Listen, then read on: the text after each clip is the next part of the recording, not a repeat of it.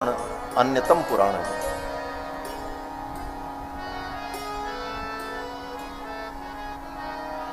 और इस कथा के जो यजमान हैं उनका भी नाम विष्णु ही है, विष्णु पराशर।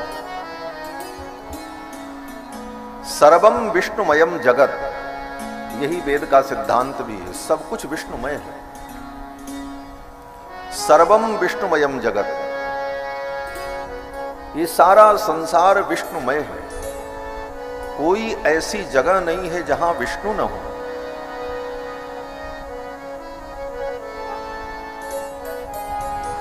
इसी कथा को,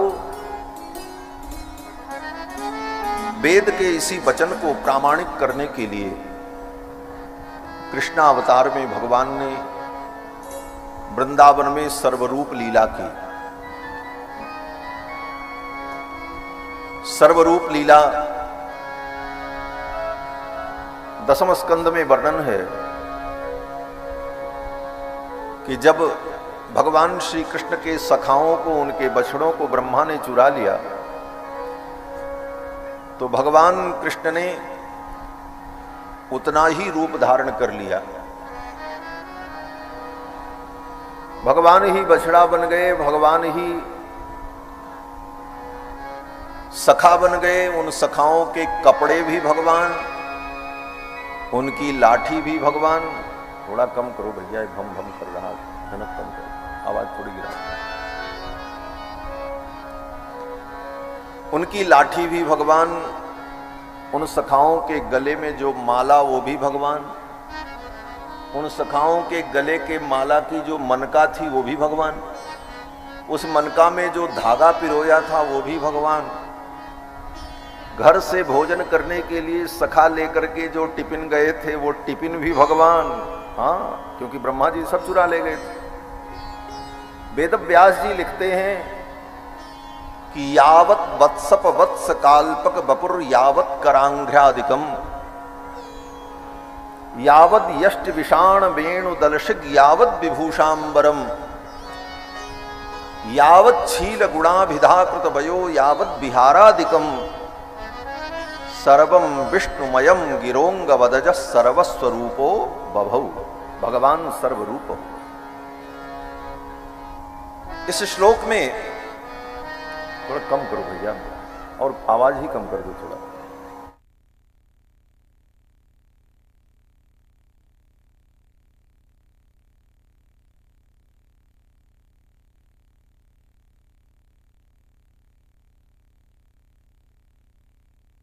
सर्वम विष्णुमयम गिरोंग वदज सर्वस्वरूपो बभौ। वेद व्यास जी कहते हैं कि ये वेद की जो वाणी है, सर्वम विष्णुमयम गिरह, ये जो गिरा है, जो वाणी है वेद की, इसी को सत्य करने के लिए भगवान ने ये लीला करके दिखा दिया। देखो मैं ही सर्वरूप हूं। बछड़े भी भगवान, लाठी भी भगवान, कपड़े भी भगवान, सिक्के भी भगवान, श्रृंग भी भगवान, बेत्र भी भगवान, सब भगवान। तो सर्वत्र जो व्याप्त है वही विष्णु है। व्याप्नोतीत विष्णु। और वे व्यापक परमात्मा जो भगवान विष्णु हैं, चारों वेद, 6 शास्त्र, समस्त पुराण, समस्त स्मृतियां उन्हीं भगवान हरि की महिमा का वर्णन करती हैं। वेदे रामायणे चैव पुराणे भारते तथा आदि मध्ये तथा चान्ते हरि सर्वत्र गीयते। वेद में, पुराण में, शास्त्र में, सब सर्वत्र भगवान हरि, भगवान विष्णु की ही महिमा का वर्णन है। वेद में जितने मंत्र हैं, भले वे मंत्र तत्त देवताओं की पूजा के लिए प्रयुक्त होते हैं, लेकिन वेद का कोई भी मंत्र पढ़ा जाए तो सबसे पहले भगवान का ही नाम लिया जाता है। क्या लिया जाता है? बोले हरि ही ओम नाभ्या आसीदंतरिक्षगुं शीर्ष्णोद्यौः समवर्तत। हरि ओम। हरि ओम गणानां त्वा गणपतिगुं हवामहे। कोई भी मंत्र वेद का पढ़ा जाएगा तो सबसे पहले हरि ही ओम।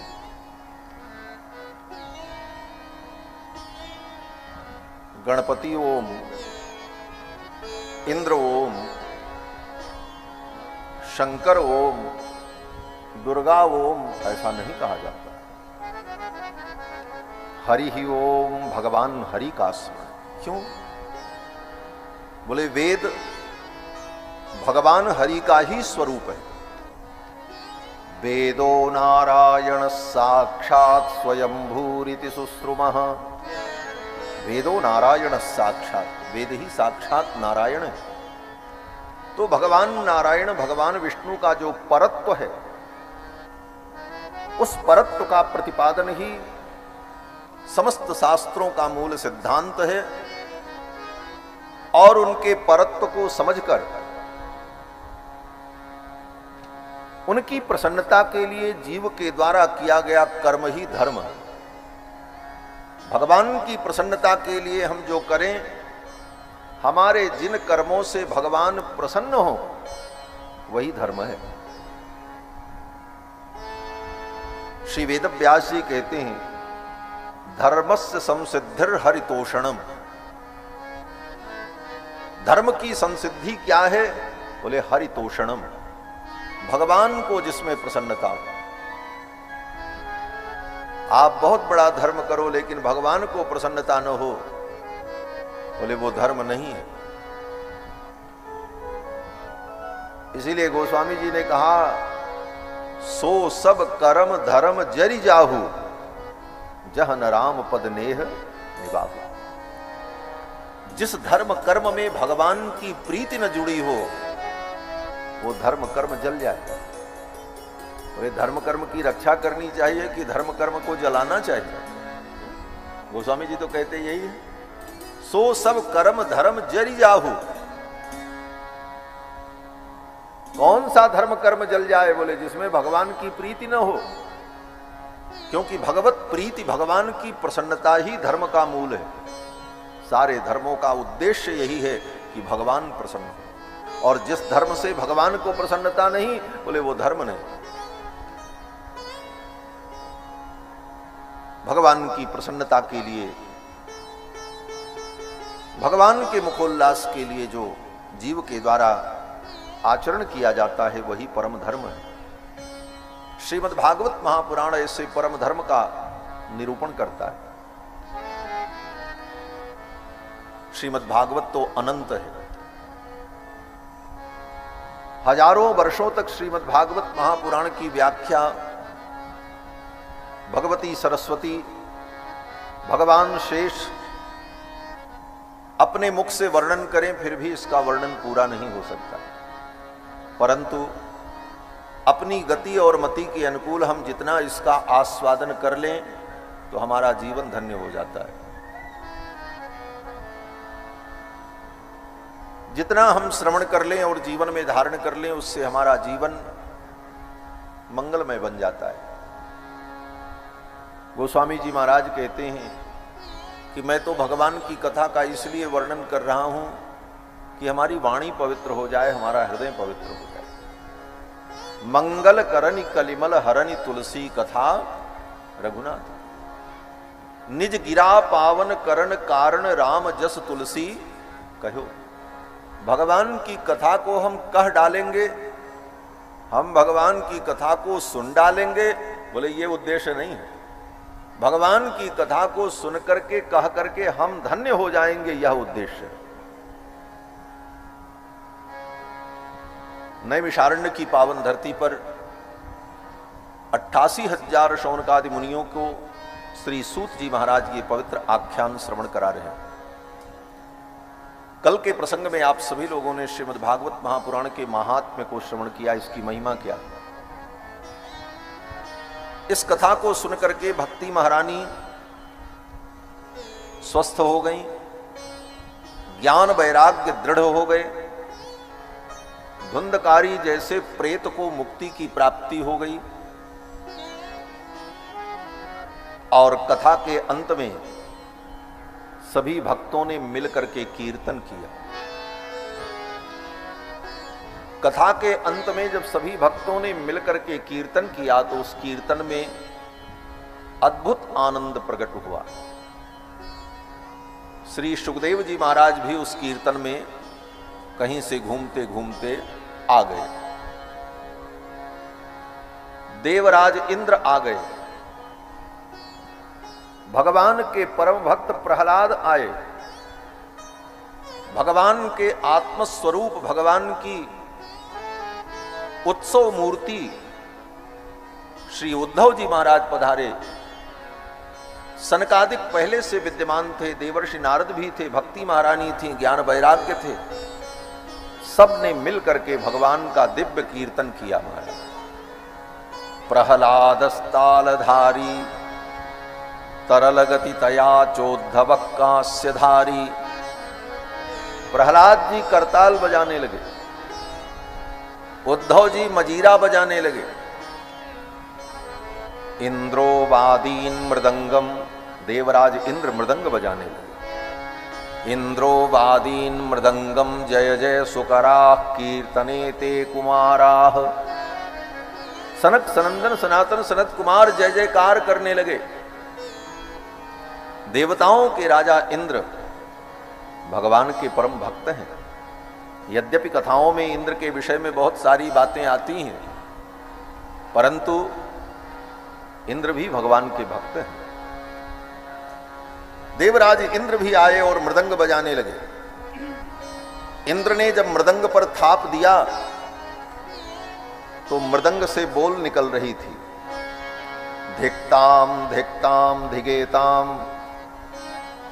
जब मृदंग बजता है तो ऐसी ही ध्वनि निकलती। लोगों ने कहा ये मृदंग क्या बोल रहा है। भक्तों ने कहा इस मृदंग में लगा हुआ जो चमड़ा है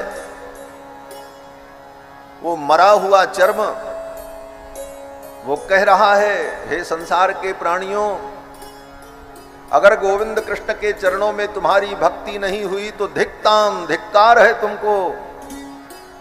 धिक्ताम धिक्ताम धिगेताम इति कथयति कीर्तनस्थो मृदंगः। कीर्तन में बजने वाला वो मृदंग ये कह रहा है कि धिक्कार है तुमको अगर तुमने गोविंद का भजन नहीं किया। अद्भुत कीर्तन हुआ। श्री सुखदेव जी महाराज आए और नृत्य करने लगे, नाचने लगे।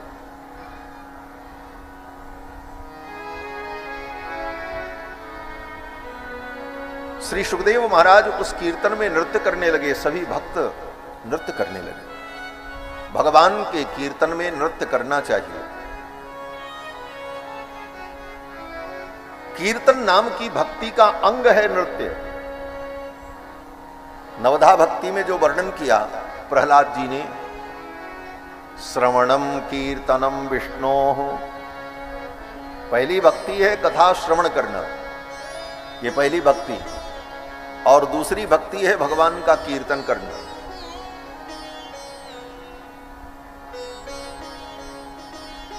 कीर्तन का मतलब भगवान के गुण को, भगवान की लीलाओं का गान करना, वर्णन करना, भगवान की कीर्ति का वर्णन करना, इसी का नाम कीर्तन है। और ये कीर्तन भक्ति जो है उसका एक अंग नृत्य भी। लेकिन कैसा नृत्य? दुनिया को दिखाने के लिए नहीं। हम बहुत बड़े भक्त हैं, ये दिखाने के लिए अगर कोई नृत्य कर रहा है तो उसका नृत्य जो है वो ढोंग है। बहुत से लोग यही करते हैं। जब कथा होने लगी और बीच में कीर्तन हुआ तो जब कैमरा उनकी ओर घूमा तो उठ करके नाचने लगे। बोले दुनिया अब हमको देखे। बोले ये नृत्य नहीं है। हमारे पूज्य महाराज श्री कहते थे नृत्य करना क्या है। बोले अपने घर में कमरे के अंदर भगवान को विराजमान करके, उनका दिव्य श्रृंगार करके, पूजा करके सुंदर भोग समर्पण करके और फिर कमरे की खिड़कियों को भी बंद कर लो, कोई न देखे, और तुम हो और तुम्हारे भगवान हो, और भगवान के सामने नृत्य करो, रो, भगवान को नृत्य दिखाओ। ये नृत्य भक्ति है। तुम्हारे नृत्य को केवल भगवान देखें, दुनिया न देखे। महाराज, ऐसा नृत्य जीवन में अगर कोई करे, भगवान के सामने ऐसी भक्ति करे, तो भगवान के सामने नाचने वाला व्यक्ति फिर संसार में नहीं नाचता है, फिर उसे संसार में नाचने की जरूरत ही नहीं पड़ती है। भगवान कहते हैं, गीत्वा च मम नामानि नृत्यंति मम सन्निधौ। मेरे नाम का गान करके जो मेरी सन्निधि में मेरे सम्मुख नृत्य करता है, तेषामहं परिक्रीतो, वो व्यक्ति मुझको खरीद लेता है, मैं उसके हाथ बिक जाता हूं। हाँ, बोले आप भी बिकते हो? भगवान ने कहा औकात नहीं है किसी की कि कोई मुझको खरीद ले। हाँ, भगवान को कोई खरीद पाएगा? भगवान कहते हैं किसी की औकात नहीं है कि कोई मुझे खरीद ले। क्या दे करके मुझे खरीदेगा? धन। धन की अधिष्ठात्री लक्ष्मी मेरे चरणों में लौटती है, कोई मुझे धन दे करके नहीं खरीद सकता।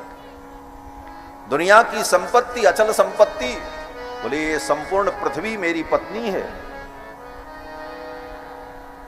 ये पृथ्वी कौन है? बोले पृथ्वी त्वया धृता देवी। हे पृथ्वी, तुम सबको धारण करती हो। धरती भी भगवान की पत्नी है। इसीलिए वेदों में भगवान की दो पत्नियों का वर्णन है,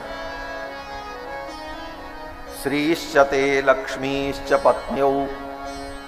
श्रीदेवी और भूदेवी, ये दो पत्नियां हैं भगवान की। उन्हीं को वेदों ने श्रीदेवी और लक्ष्मी कहा।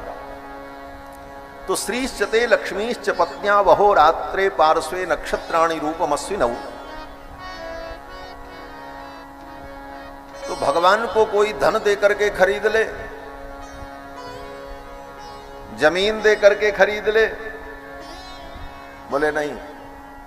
भगवान कहते हैं किसी की औकात नहीं है कि कोई मुझे खरीद सके, परंतु जो भाव से मेरे सम्मुख नृत्य करता है, मेरे नाम का कीर्तन करते हुए नृत्य करता है, तेषामहं परिक्रीतो नान्यत क्रीतो जनार्दनः।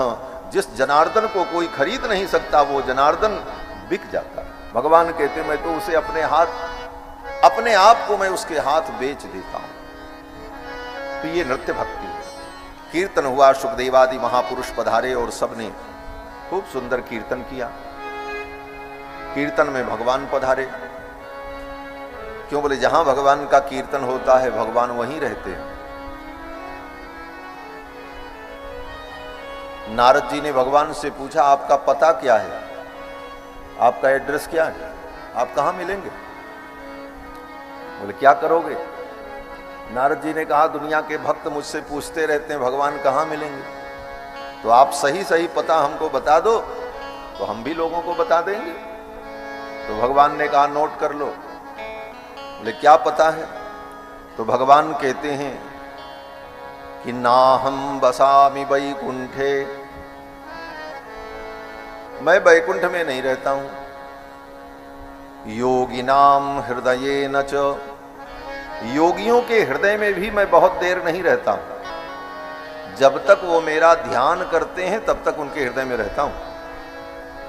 इसीलिए स्तुति में कहा जाता है, योग हृदय सर्वलोकैकनाथम।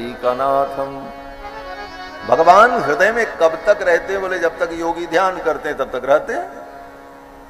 तो भगवान ने कहा नाहम बसामि वैकुंठे योगी नाम हृदये न च। तो फिर आप कहां रहते हैं?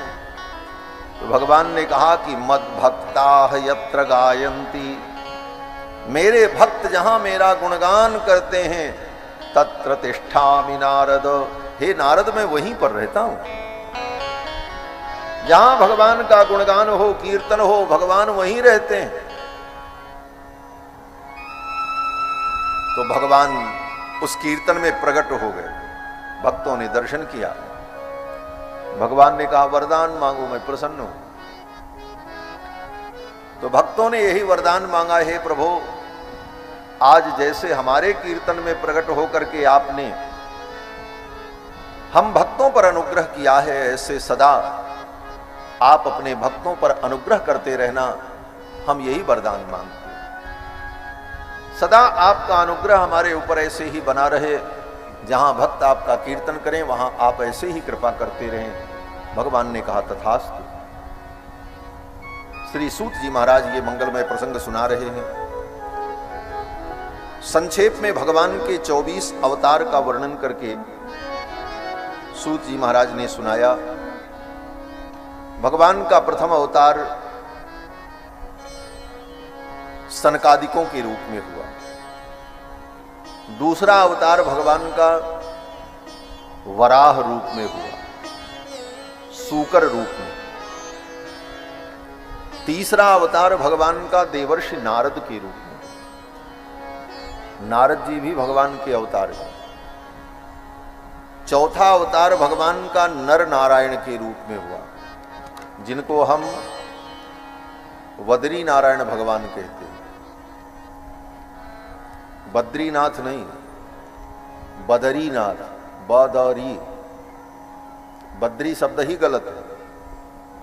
बदरीनाथ, बदरीनाथ का मतलब भगवान नारायण जब महर्षि के पुत्र बनकर के प्रकट हुए, धर्म नाम के महर्षि के पुत्र हैं भगवान। तो महर्षि के पुत्र हैं तो महर्षि का काम है तपस्या करना, तो भगवान भी तपस्या कर रहे हैं पहाड़ में बैठकर। और जब भगवान तपस्या करने लगे तो लक्ष्मी जी को बड़ी दया आई। हमारे प्रभु पहाड़ में धूप और वर्षा सहन करते हुए तप कर रहे हैं, उनकी तपस्या में मैं क्या सहयोग करूं। तो लक्ष्मी जी बदरी वृक्ष बनकर के प्रकट हो गए।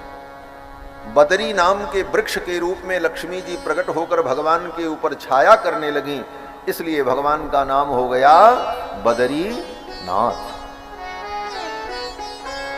बदरी विशाल भगवान, भगवान तप करने लगे। आजकल राजनेताओं के कारण हिंदू समाज में भी भगवान का लोगों ने बंटवारा कर लिया है। क्या बंटवारा कर लिया? बोले जातिवाद के नाम पर सब जाति के लोगों ने ये हमारे हैं, ये हमारे हैं। किसी ने चित्रगुप्त को, किसी ने वाल्मीकि जी को, किसी ने किसी को, ऐसे ऐसे अपने अपने भगवान और इष्ट का बंटवारा करके उनकी नाम पर संस्था और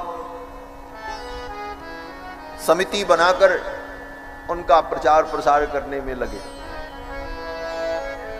भगवान सबके हैं, भगवान किसी जाति विशेष के नहीं होते। और मुझे तो हंसी तब आती है उन ब्राह्मणों के ऊपर कि ब्राह्मणों ने भी भगवान का बंटवारा कर लिया। हमारे भगवान कौन? बोले परशुराम जी। क्यों? बोले परशुराम जी ब्राह्मण थे। केवल परशुराम जी ही ब्राह्मण थे? भगवान बद्री नारायण भी तो महर्षि के पुत्र ब्राह्मण हैं। नारद जी ब्रह्मा के पुत्र हैं, वो भी तो ब्राह्मण हैं। सनक सनंदन सनातन सनत कुमार ब्रह्मा के पुत्र हैं, वो भी ब्राह्मण हैं। भगवान कपिल, भगवान के 24 अवतार में महर्षि कर्दम के पुत्र कपिल, वो भी ब्राह्मण हैं। भगवान के 24 अवतार में वेद व्यास हैं जो पराशर के पुत्र हैं, वो भी ब्राह्मण हैं। लेकिन परशुराम जी के नाम पर अलग से एक समाज बनाना, ये सब बड़ी छोटी मानसिकता है। भगवान सबके हैं और भगवान को जातियों में मत बांटो। भगवान सबके हैं और सबके हित के लिए। जाति व्यवहार मानव के लिए, क्योंकि मानव शास्त्र के बंधन में रहकर धर्म का अनुपालन करता है, और भगवान इन समस्त नियमों से परे है। इसलिए भगवान सबके हैं और सबके सुहृद हैं। लेकिन युग का प्रभाव है, राजनेताओं के कारण संगठन बनाकर अपनी शक्ति का प्रदर्शन करने के लिए भगवान को, देवताओं को भी लोगों ने जातियों में बांटने का कार्य किया। ये सनातन धर्म के लिए अच्छा नहीं। थोड़ी हमारी बात कड़वी भी लगती होगी लोगों को, लेकिन दवा कड़वी होती है, फायदा करती है। सनातन धर्म के हित में जो बात है उसे हमें जानना चाहिए। तो भगवान का तीसरा अवतार देवर्षि नारद के रूप में, चौथा अवतार भगवान का श्री बद्री नारायण के रूप में, नर नारायण के रूप में, पांचवा अवतार भगवान का कपिल मुनि के रूप में हुआ, और छठवां अवतार दत्तात्रेय भगवान, अत्रि महर्षि के पुत्र, ये भी ब्राह्मण है। सबसे ज्यादा अवतार भगवान का अगर हुआ, जाति की बात ही कर लो तो ब्राह्मण के रूप में हुआ। दत्तात्रेय भगवान कौन है? अत्रि महर्षि के पुत्र, और अत्रि के पुत्र ही चंद्रमा है। और चंद्रमा कौन है? बोले सोम है। और चंद्रमा के विषय में वेदों ने कहा, सोमो अस्माकम ब्राह्मणा नागमु राजा, वेद मंत्र है। तो भगवान दत्तात्रेय ये भगवान के छठवें अवतार। सातवां अवतार भगवान का यज्ञ के रूप में हुआ। रुचि नाम के प्रजापति की पत्नी आकुति देवी के गर्भ से भगवान यज्ञ नारायण प्रकट हुए। ये भी ब्राह्मण का अवतार है। रुचि नाम के महर्षि की पत्नी आकुति देवी के गर्भ से भगवान यज्ञ नारायण प्रकट हुए। आठवां अवतार भगवान का ऋषभ देव के रूप में हुआ। महाराज नाभि की पत्नी मेरु देवी के गर्भ से भगवान ऋषभ देव प्रकट हुए, और भगवान ऋषभ देव ने परमहंस धर्म का उपदेश किया। उन्हीं ऋषभ देव भगवान को जैन धर्म के लोगों ने अपना आदि तीर्थंकर माना।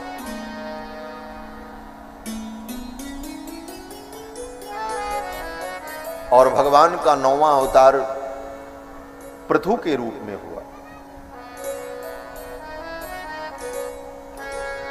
राजा बेन के शरीर का मंथन करने पर भगवान पृथु और अर्ची देवी का प्रादुर्भाव हुआ। 10वां अवतार भगवान का मछली के रूप में हुआ। चाक्षुष मनवंतर में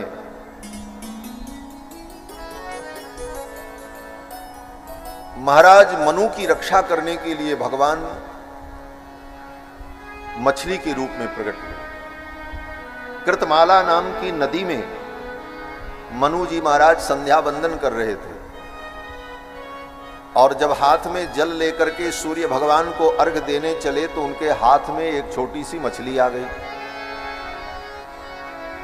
तो उस जल को पानी में फेंकने लगे, दूसरा जल लेकर के सूर्य अर्घ दें। अब इसमें मछली आ गई तो क्या करें?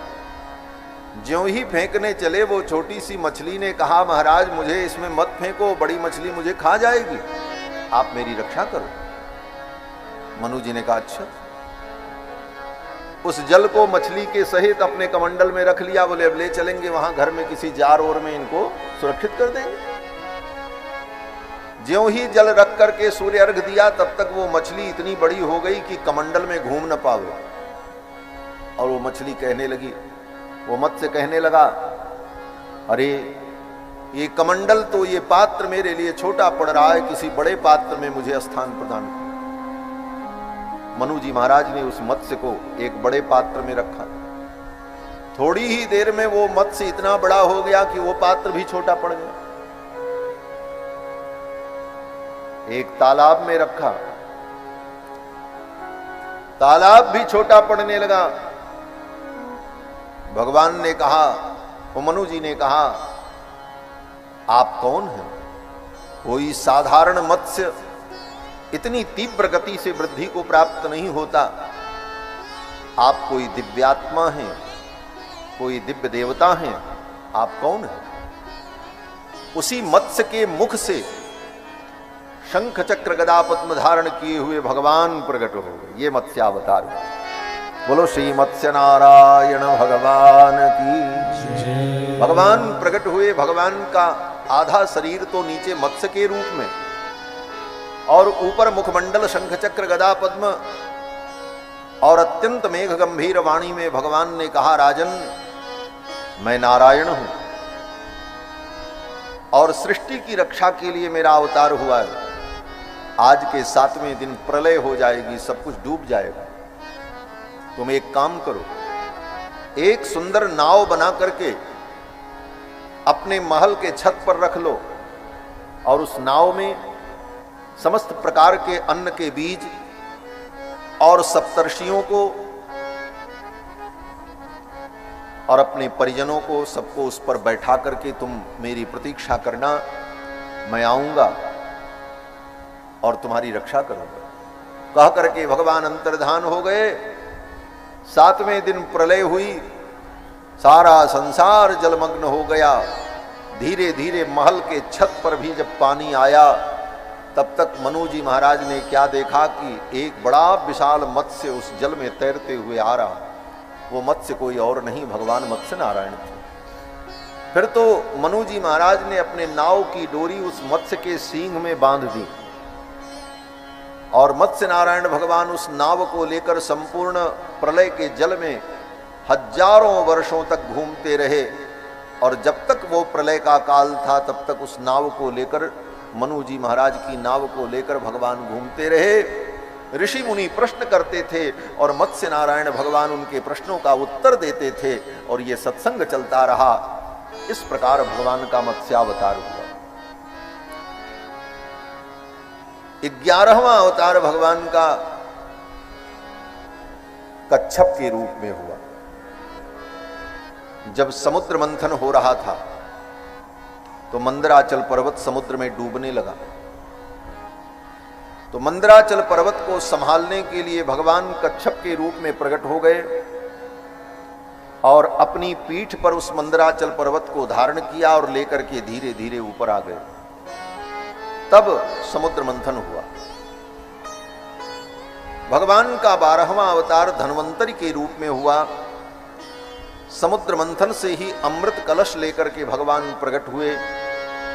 ये भगवान का धन्वंतरि अवतार, 12वां अवतार। और वहीं समुद्र मंथन के प्रसंग में ही भगवान का 13वां अवतार हुआ। 13वां अवतार क्यों हुआ? 13वां अवतार भगवान का मोहिनी अवतार हुआ। असुरों को व्यामोहित करने के लिए, देवताओं को अमृत पान कराने के लिए भगवान ने मोहिनी रूप धारण किया। स्त्री के रूप में भगवान प्रकट हुए। भगवान भी बड़े लीलाधर हैं। भगवान ने सोचा ब्राह्मण के रूप में, क्षत्रिय के रूप में, मछली के रूप में, कछुआ के रूप में, सूकर के रूप में, सब रूपों में मेरा अवतार हो गया। नारी के रूप में मेरा कोई अवतार नहीं हुआ। आने वाले युग में नारियां कहेंगी हमारे साथ तो भगवान ने पक्षपात किया। भगवान ने कहा चिंता मत करो, मैं नारी के रूप में भी प्रकट होकर के आ रहा। भगवान ने मोहिनी अवतार धारण कर लिया और मोहिनी अवतार धारण करके अपने हाव भाव, विलास विलसती के द्वारा उन असुरों को व्यामोहित किया और देवताओं को अमृत पान कराया। भगवान का 14वां अवतार नरसिंह के रूप में हुआ। भक्त प्रहलाद से जब हिरण्यकश्यपु ने कहा तेरा भगवान कहां है, प्रहलाद जी ने कहा सब जगह है। बोले तो इस खंभे में हमको क्यों नहीं दिखाई पड़ता? प्रहलाद जी ने कहा हमको तो दिख रहे हैं खंभे में भगवान, अब तुमको न दिखे तो ये तुम्हारी आंख का दोष है। हिरण्यकश्यपु जान गया विष्णु बड़ा मायावी है, लगता है इस खंभे में वो आ गया है, मेरे पुत्र प्रहलाद को दिख रहा है, हमको नहीं दिख रहा। और हिरण्यकश्यपु ने उठ करके उस खंभे के ऊपर एक मुष्टिका का प्रहार किया, खंभा टूट गया और उस खंभे के अंदर से नरसिंह भगवान प्रकट हो गए। बोलो लक्ष्मी नरसिंह भगवान की। भगवान का नरसिंहावतार हो गया। गर्जना करते हुए नरसिंह भगवान प्रकट हुए और हिरण्यकश्यपु के वक्षस्थल को विदीर्ण कर दिया, भक्त प्रहलाद की रक्षा की। ये भगवान का 14वां अवतार। 15वां अवतार भगवान का वामन के रूप में हुआ। महर्षि कश्यप की पत्नी अदिति देवी के गर्भ से भगवान वामन के रूप में प्रकट हुए। भादों के महीने में शुक्ल पक्ष की द्वादशी तिथि को श्रवण नक्षत्र में दिन के ठीक 12 बजे अदिति के पुत्र बनकर के भगवान प्रकट हुए वामन। और फिर वामन भगवान ने राजा बलि के यज्ञ में जाकर 3 पग पृथ्वी मांगने की लीला में राजा बलि का सर्वस्व ले लिया और राजा बलि पर अनुग्रह किया भगवान ने। ये वामनावतार है। वामनावतार की कथा का संकेत वेदों में भगवान ने किया। 3 पदा विचक्रमे इदम विष्णुर्विचक्रमे त्रेधा निदधे पदम। इदम विष्णुर्विचक्रमे त्रेधा निदधे पदम। 3 पद में ही जिन विष्णु ने सब कुछ नाप लिया, सब कुछ ग्रहण कर लिया। भगवान का 16वां अवतार परशुराम जी के रूप में हुआ। जमदग्नि महर्षि के पुत्र बनकर के भगवान प्रकट हुए, दुष्टों का संहार करके धर्म की स्थापना की। और भगवान का 17वां अवतार वेदव्यास जी के रूप में हुआ, जिन्होंने वेदों के रहस्य को 18 पुराण और महाभारत के रूप में प्रकट किया। भगवान का 18वां अवतार अयोध्या में हुआ, श्री राम जी के रूप में। नरदेवत्वमापन्न सुर कार्य चिकीर्षया। देवताओं के कार्य का साधन करने के लिए भगवान नर रूप में अयोध्या में प्रकट हुए, राम लक्ष्मण भरत शत्रुघ्न के रूप में। ये चारों भगवान के अवतार हैं। महर्षि वाल्मीकि ने यही लिखा है, कृत्वात्मानं चतुर्विधम। भगवान ने अपने आप को 4 रूपों में प्रकट किया। वेदव्यास जी भी यही लिखते हैं, चतुर्धा गाध हरि ही। 4 रूपों में भगवान अयोध्या में प्रकट हुए। ये भगवान का 18वां अवतार। और 19वां अवतार भगवान का बलराम जी के रूप में हुआ। 20वां अवतार भगवान का श्री कृष्ण के रूप में हुआ। और 21वां अवतार भगवान का बुद्धावतार हुआ। भगवान बुद्ध। बुद्धो नामना जनसुतः कीकटेषु भविष्यति। जब भागवत की रचना की वेदव्यास जी ने, उस समय बुद्धावतार नहीं हुआ था, होने वाला था।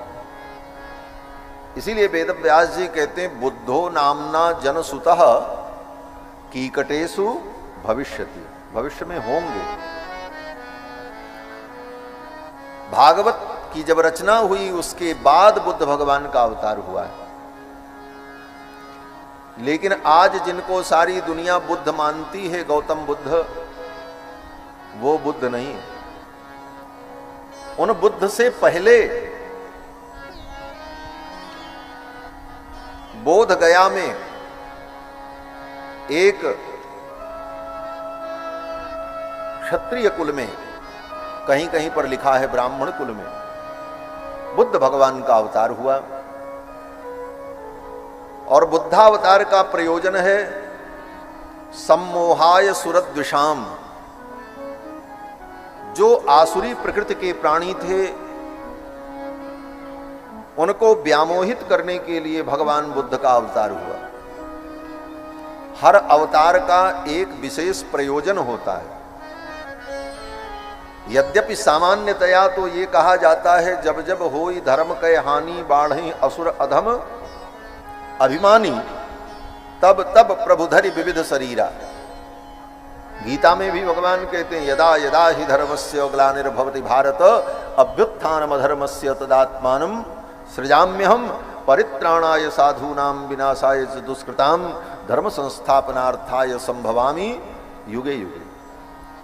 ये सामान्य कारण है भगवान के अवतार का, लेकिन हर अवतार का एक विशेष कारण होता है। जैसे मत्स्यावतार भी धर्म की रक्षा के लिए हुआ, लेकिन मत्स्यावतार का विशेष उद्देश्य क्या था? मनु जी की रक्षा। मोहिनी अवतार भी धर्म की रक्षा के लिए है, लेकिन मोहिनी अवतार का विशेष प्रयोजन क्या था? बोले देवताओं को अमृत पिलाना। क्या था? बोले मंदराचल पर्वत को धारण करना। उसी प्रकार बुद्ध भगवान का जो अवतार हुआ उसका मुख्य प्रयोजन क्या था? बोले जो आसुरी प्रकृति के प्राणी थे उनको भ्रम में डालकर, उनको व्यामोह में डालकर वैदिक मार्ग से उनको बाहर कर देना। सम्मोहाय सुरद्विषाम वेदव्यास जी कहते। कारण बोले कुछ आसुरी प्रकृति के प्राणी ऐसे थे जो वैदिक मार्ग में रहकर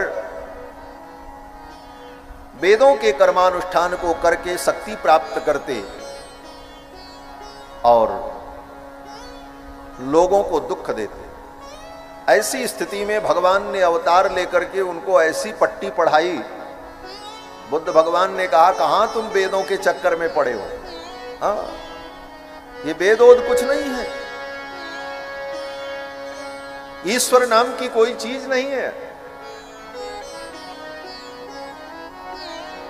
आत्मा भी ज्ञान मात्र है, और यह आत्मा जो ज्ञान मात्र है,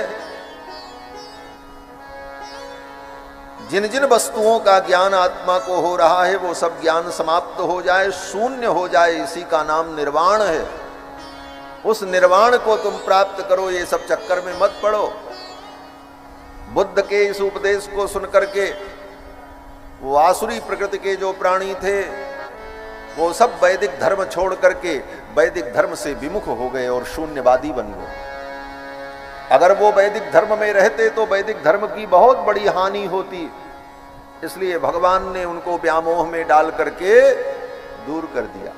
हमारा ही अंग जब अन्य अंग को नुकसान पहुंचाने की स्थिति में होता है तो चिकित्सा शास्त्र कहता है उस अंग को काट करके अलग कर दो। तो बुद्ध भगवान ने ऐसे आसुरी प्रकृति के प्राणियों को व्यामोहित करके वैदिक मार्ग से बाहर का रास्ता उन्हें दिखा दिया, जिससे वैदिक मार्ग शुद्ध, पवित्र और व्यवस्थित बना रहे। बोले वो बाहर जाएंगे तो क्या होगा? बोले अगर बाहर रहकर सद्मार्ग पर रहेंगे, सदाचार का पालन करेंगे तो फिर एक दो जन्मों बाद पुनः वो वैदिक धर्म के अधिकारी हो जाएंगे, और नहीं तो अपने कर्मों के अनुसार विविध जोनियों में भ्रमण करते रहेंगे। तो भगवान बुद्ध का जो अवतार हुआ उसका मुख्य प्रयोजन यही था। और भगवान का 22वां अवतार बोले अभी होगा। कहां होगा? बोले उत्तर प्रदेश में संभल नाम का जो जनपद है, संभल जनपद में कल की नारायण भगवान का अवतार होगा। विष्णु यश नाम के एक ब्राह्मण के कुल में भगवान अवतार लेंगे, जिनका नाम कल की होगा। और उनके द्वारा दुष्टों का संहार होगा और पुनः शुद्ध पवित्र धर्म का स्थापन होगा। लेकिन ये अवतार कब होगा? बोले कलयुग के अंत में होगा। कल्कि भगवान का जब अवतार होगा तो कलयुग समाप्त हो जाएगा। कलयुग जब अपनी चरम सीमा पर होगा धर्म कर्म लुप्त हो जाएंगे, लोग कर्म भ्रष्ट हो जाएंगे, सभी वर्ण संकर हो जाएंगे। अंतरजातीय विवाह और मनमाने वैवाहिक संबंध के कारण वर्ण व्यवस्था छिन्न भिन्न हो जाएगी और वर्ण संकर संतानें उत्पन्न होंगी जिनको धर्म का कोई अधिकार नहीं होगा। ऐसी स्थिति में भगवान का प्राकट्य होगा और उन समस्त विधर्मियों का विनाश करके भगवान पुनः सनातन धर्म की स्थापना करेंगे। वहीं से पुनः सतयुग प्रारंभ होगा। इन सब विषयों का वर्णन श्री थोड़ा आवाज कम करें। इन सब का वर्णन श्री सूत जी महाराज ने सौनकादि मुनियों को सुनाया। भागवत की रचना वेदव्यास जी ने क्यों की? बोले एक दिन वेदव्यास जी महाराज अपने आश्रम में सरस्वती नदी के तट पर बैठे थे। वेदव्यास जी का आश्रम बद्रीनाथ धाम में है। वहां पर सरस्वती नदी प्रवाहित होती है। सरस्वती नदी के तट पर व्यास जी की गुफा है आज भी।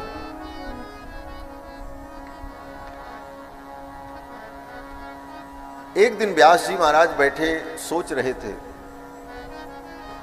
17 पुराण और महाभारत जैसे ग्रंथ का हमने निर्माण किया, लेकिन मन को शांति नहीं मिल रही। मन कहता है कुछ और करना चाहिए। लेकिन व्यास जी को कुछ समझ में नहीं आ रहा था। उसी समय देवर्षि नारद आए। नारद जी से व्यास जी ने पूछा, देवर्षि मेरे मन में बार बार ये विचार आता है मुझे कुछ और करना चाहिए, लेकिन मैं क्या करूं? आप मेरा मार्गदर्शन करो। तो नारद जी ने विचार किया।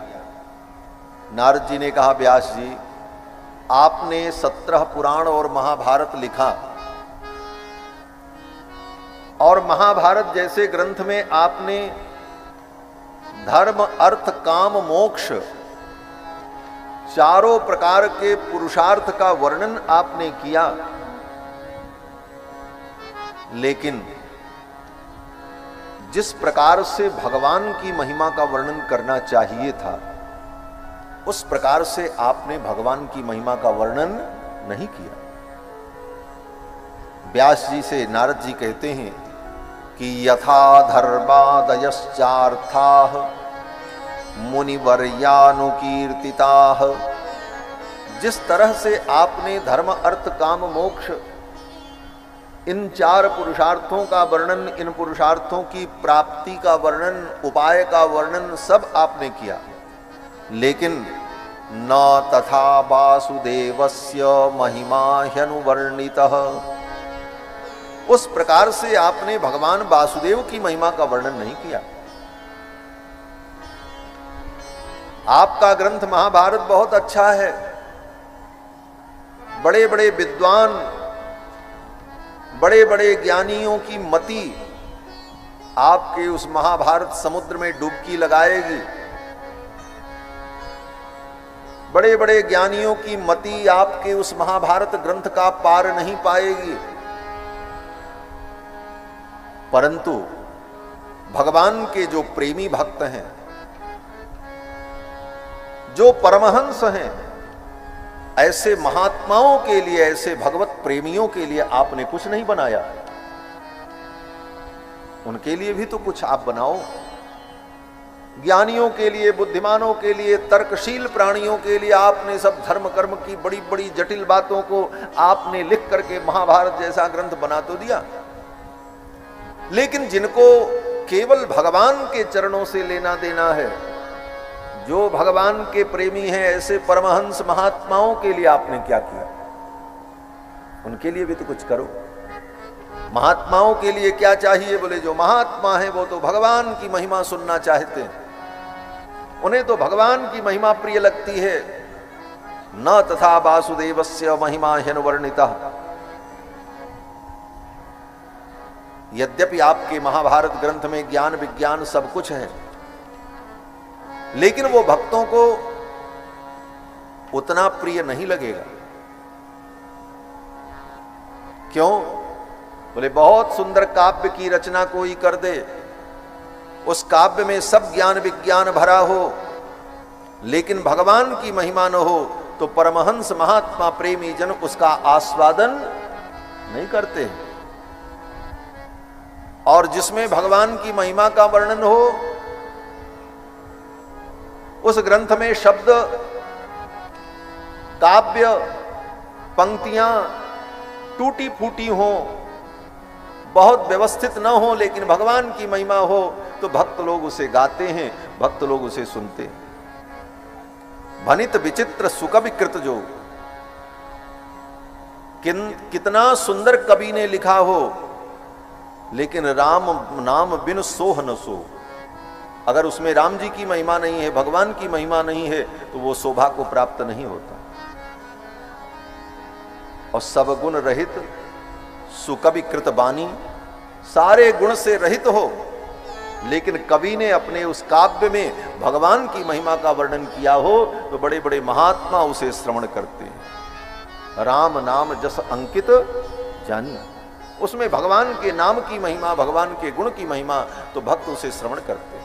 इसलिए परमहंसों के लिए आप कुछ करो, महात्माओं के लिए कुछ लिखो। तो व्यास जी ने कहा मैं भगवान की महिमा को कैसे जान पाऊंगा? तो नारद जी ने संक्षेप में वेद व्यास जी को भागवत का उपदेश किया। और नारद जी जब उपदेश करके चले गए, तो वेद व्यास जी ने नारद जी के सुने हुए उपदेश का ही, संक्षिप्त भागवत तत्व का ही विस्तार किया और 18,000 श्लोकों में सुंदर भागवत ग्रंथ का निर्माण किया।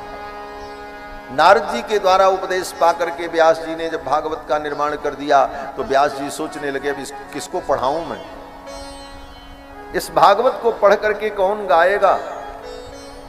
तो याद आया वेद व्यास जी को, हमारा बेटा सुखदेव परमहंस है, महात्मा है, मैं अपने पुत्र सुखदेव को पढ़ा दूं।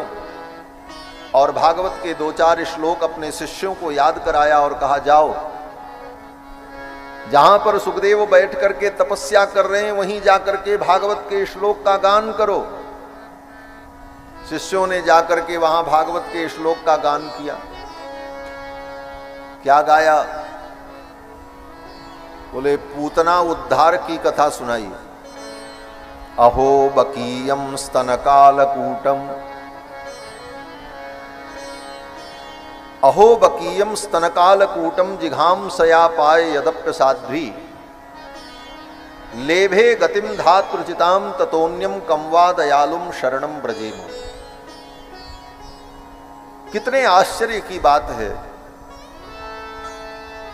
कि बकासुर की बहन पूतना भगवान कृष्ण को मारने आई, और उस पूतना को भगवान ने परम गति प्रदान कर दी। कमवा दयालुम शरणम ब्रजेम, ऐसे दयालु भगवान को छोड़कर हम किसकी शरण में जाएं? इतना सुनते ही सुखदेव जी महाराज अपनी समाधि से उठ गए। बोले वो परमात्मा इतना कृपालु है। हम तो आज तक यही समझते थे कि परमात्मा तो निर्गुण है, लेकिन उसके अंदर कृपा नाम का गुण है, करुणा नाम का गुण है, ये तो आज मुझे पता चला। फिर शिष्यों ने भगवान के स्वरूप का वर्णन किया एक श्लोक में। बरहा पीडम नटवर बपु कर्णयो कर्णिकारम, बिभ्रद्वासक कनक कपिशम वैजयंतीं च मालां, रंधान वेणोरधर सुधया पूरयन् गोपवृन्दैः, वृंदारण्यम स्वपदरमणं प्राविशद्गीतकीर्तिः। भगवान के उस स्वरूप का वर्णन किया जब भगवान वृंदावन में गायों को चराने के लिए गायों के पीछे पीछे बंसी बजाते हुए जा रहे हैं। क्या झांकी है? बोले आगे आगे गायें चल रही हैं। गायों के चरणों से उड़ने वाली धूल गोविंद के ऊपर पड़ रही है। सुंदर पीतांबर धारण कर रखा है भगवान ने। गले में वैजयंती की माला, कानों में कनेर पुष्प के कुंडल, मस्तक पर मोर मुकुट और अपने अधरों पर बंशी रखकर सखाओं से घिरे हुए, चारों तरफ से सखाओं ने घेर रखा है और सुंदर स्वर लहरी प्रकट करते हुए, ठुमकते हुए अपने नन्हे नन्हे निरावरण चरणों को ब्रज की पावन भूमि में विन्यस्त करते हुए गोविंद जब गायों का अनुगमन कर रहे हैं, उस लीला का जो चित्रण किया सुखदेव जी ने, वरहा पीडम नटवर बपुक कर्णयोः कर्णिकारम बिभ्रत वासक कनक कपिशम वैजयंतीम चमालाम रंधान वेणोरधर सुधया पूरयन गोप वृंदैः वृंदारण्यम स्वपद रमणम प्राविशद गीत कीर्ति। भगवान के इस मनोहर स्वरूप का वर्णन सुनकर सुखदेव उठ करके नाचने लगे। सुखदेव जी ने कहा, वो परमात्मा ऐसा गुणवान है और साकार है, उसका ऐसा सुंदर आकार है। हम तो यही जानते थे वो निर्गुण निराकार है, लेकिन आज पता चला कि वो सगुण साकार है और उसके गुण ऐसे दिव्य हैं और उसका स्वरूप इतना सुंदर है। और सुनाओ, वर्णन करो।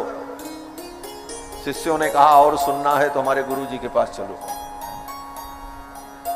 हम तो केवल आपको थोड़ी सी बात बता सकते हैं, पूरी पूरी बात तो गुरुदेव बताएंगे।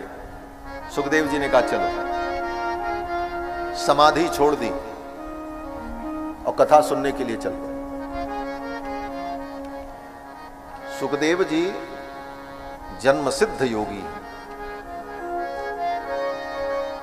जन्म लेते ही जंगल में तप करने के लिए चले गए थे। 12 वर्ष तक तो अपनी मां के गर्भ में ही थे। 12 वर्ष बाद जब बहुत प्रार्थना करने पर गर्भ से बाहर आए तो रुके नहीं, जंगल चले गए। वेद व्यास जी पीछे पीछे दौड़ रहे थे, बेटा रुक जाओ। पुत्रेति तन्मयतया तरवोभिनेदुः, व्यास जी पीछे पीछे दौड़ रहे थे, बेटा रुक जाओ, मुझे छोड़ के मत जाओ। तुम्हारे वियोग में मैं तो रह लूंगा, लेकिन तुम्हारी मां को मैं क्या जवाब दूंगा। अभी तो वो प्रसव पीड़ा से व्याकुल है, लेकिन जब उसे चेतना आएगी तो वो पूछेगी मेरा बेटा कहां है, तो मैं क्या जवाब दूंगा। सुखदेव रुक जाओ। नहीं रुके सुखदेव जी, चले गए और जाकर के समाधि में बैठ गए। समाधि योग का अंतिम सोपान है।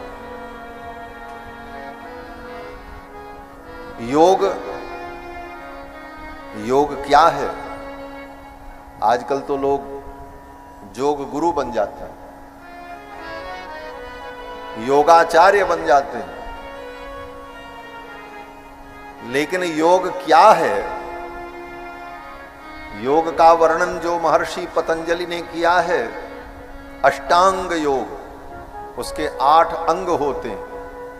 यम, नियम, आसन, प्राणायाम, प्रत्याहार, धारणा, ध्यान और तब समाधि। ये 7 अंग पूरे हो जाएं तब व्यक्ति समाधि को प्राप्त करता है। और ये 8 यम, नियम, आसन, प्राणायाम, प्रत्याहार, धारणा, ध्यान, ये 7 पूरे हो जाएं तब 8वीं कोटि में जाकर के समाधि लग जाती है। उसको योग कहते हैं। आजकल तो कसरत करना, व्यायाम करना, उसी को लोग योग कहते हैं। हम योग करते हैं, बोले वो योग नहीं है, वो तुम्हारा व्यायाम है, बस केवल स्वस्थ रहने के लिए हाथ पैर सीधा उल्टा करते रहो। योग का अंतिम लक्ष्य समाधि है और वहां तक पहुंचना बड़ा कठिन है। इस कलयुग में योग की पहली सीढ़ी लोग नहीं पार कर सकते महाराज, 7 सीढ़ियां तो बहुत दूर की बात है। पहली सीढ़ी जो यम है, जहां से शुरुआत होती है, यम के 5 भेद हैं। अहिंसा, सत्य, स्तेय, ब्रह्मचर्य, अपरिग्रह। अहिंसा का पूर्ण पालन, सत्य का पूर्ण पालन, मन वचन कर्म से हम झूठ न बोलें। अस्तेय, किसी भी व्यक्ति की कोई भी वस्तु बिना उसकी अनुमति के हम न लें। किसी के खेत से आपने इतनी मट्टी भी उठा ली हाथ धुलने के लिए तो आपका अस्तेय व्रत भंग हो गए। ब्रह्मचर्य, 8 प्रकार के मैथुन का त्याग, उसका नाम है ब्रह्मचर्य। स्मरणम कीर्तनम केलिह प्रेक्षणम गुह्य भाषणम संकल्पोध्यवसायश्च क्रिया निष्पत्तिरेव च एतत् मैथुनम अष्टांगम प्रवदन्ति मनीषिणः।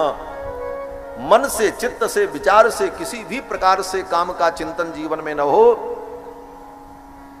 तब ब्रह्मचर्य व्रत। और अपरिग्रह, अपरिग्रह माने किसी भी व्यक्ति की कोई वस्तु न लेना, अपना जो कुछ है उसी में संतुष्ट रहना, किसी की किसी वस्तु को प्राप्त करने की कामना भी मन में न रखना। तो इन 5 का जब पालन हो जाए, अहिंसा, सत्य, अस्तेय, ब्रह्मचर्य, अपरिग्रह, तब वो यम की, वो योग की पहली सीढ़ी पार करता है। अभी इसके बाद 6 बची। यम के बाद नियम, फिर आसन, फिर प्राणायाम, फिर प्रत्याहार, फिर धारणा, तब ध्यान। ध्यान, बोले ध्यान में पहुंचने पर केवल 3 वस्तुएं रह जाती हैं। एक ध्यान करने वाला, और एक जिसका ध्यान किया जाता है 2, और तीसरा ध्यान। ध्याता, ध्येय, ध्यान, ज्ञाता, ज्ञेय, ज्ञान, ये त्रिपुटी रहती है। और उस ध्यान की पराकाष्ठा में तीनों एक हो जाएं, ध्याता, ध्यान, ध्येय, ये त्रिपुटी एक हो जाए, उसका नाम है समाधि। ये योग की अंतिम सीढ़ी है। समाधि तक पहुंचना कितना कठिन है। और सुखदेव जी बोले जन्म जन्मांतर के सिद्ध योगी होने के कारण जन्म लेते ही उनको समाधि लग गई। अनेक जन्मों के संस्कार थे, इसीलिए हमारे यहां अनेक जन्मों के संस्कार को स्वीकार किया जाता है और देखा भी जाता है। एक ही घर के 2 बच्चे एक ही विद्यालय में पढ़ते हैं, एक ही मास्टर पढ़ाता है, वही कॉपी किताब उनको मिलती है, वही वातावरण रहता है, लेकिन एक बहुत होनहार हो जाता है और ये कुछ नहीं कर पाता। क्यों अंतर होता? क्यों? बोले उसका संस्कार पहले से बना हुआ, अनेक जन्मों के संस्कार होते, अनेक जन्मों के संस्कार आत्मा में सूक्ष्म रूप से व्यवस्थित रहते। समय आने पर, अनुकूल वातावरण मिलने पर वो संस्कार जागृत हो जाते हैं। तो सुखदेव जी तो जन्म सिद्ध योगी थे, जन्म जन्मांतर का योग का संस्कार था उनके अंदर। जाते ही बैठ गए और समाधि लग गई। लेकिन जब वेद व्यास जी के शिष्यों ने भगवान की कथा सुनाई तो समाधि छोड़ दिया और कहा चलो मैं भी चल रहा हूं और मैं कथा श्रवण करूंगा। और सुखदेव जी अपनी समाधि छोड़ करके आए और अपने पिता वेद व्यास के चरणों में बैठ गए, प्रणाम किया और कहा पिताजी मुझे भगवान की कथा सुनाओ। क्या मतलब है इसका? बोले इसका मतलब यही है कि इस कथा को श्रवण करने के लिए सुखदेव ने अपनी समाधि छोड़ दी। सोचो, हम अपनी उपाधि नहीं छोड़ पाते, अपनी आधी व्याधि नहीं छोड़ पाते, छोटे मोटे काम नहीं छोड़ पाते। लोग कहते महाराज क्या करें, कथा सुनने का तो मन था लेकिन काम आ गया। हम भी कथा सुनना चाहते थे लेकिन क्या करें, हमारी रिश्तेदारी में शादी पड़ गई थी, वहां चले गए। समाधि से बड़ी कोई चीज इस धरती पर नहीं हो सकती। और सुखदेव ने अपनी समाधि छोड़ दी और आकर के पिता के चरणों में बैठ गए। बोले पिताजी मुझे गोविंद की कथा सुनाओ। ये कथा है। और फिर वेद व्यास जी ने सुखदेव जी को पूरी भागवत सुनाई। सौनक जी ने सूत जी से प्रश्न किया। यहां पर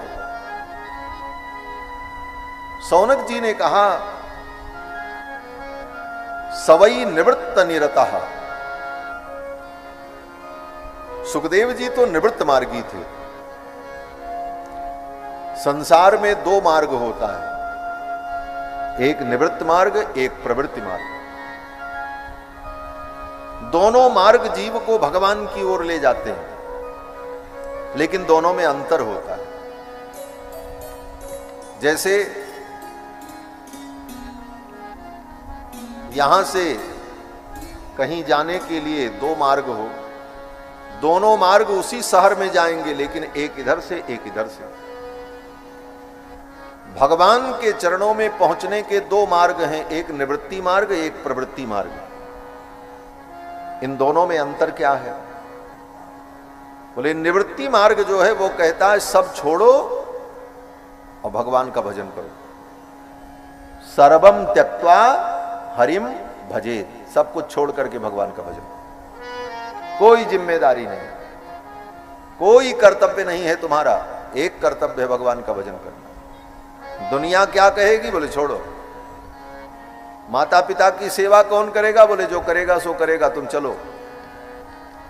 समाज क्या कहेगा? बोले कोई चिंता मत करो। शास्त्र कहता है ये करो,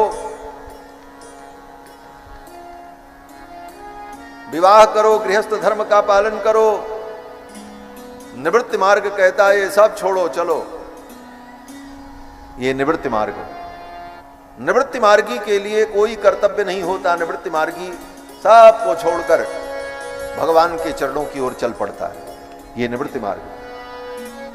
और प्रवृत्ति मार्ग क्या है?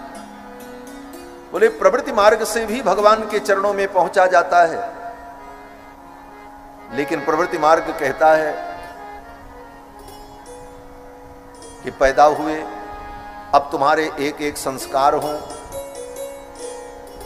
फिर इन संस्कारों के बाद विवाह हो, विवाह के बाद ईमानदारी से जीवन यापन करते हुए धर्म कर्मों का पालन करो, संतान को उत्पन्न करो, उन संतानों का पालन पोषण करो, उनको यथा योग्य बनाओ और भजन करते रहो। और ये सब करते करते जब जीवन में वृद्धावस्था आ जाए तो भगवान में मन लगाकर, चित्त को भगवान में लगाकर संसार की प्रवृत्ति में, संसार के व्यवहार में रहते हुए भगवान के चरणों में जाओ। इसका नाम है प्रवृत्ति मार्ग।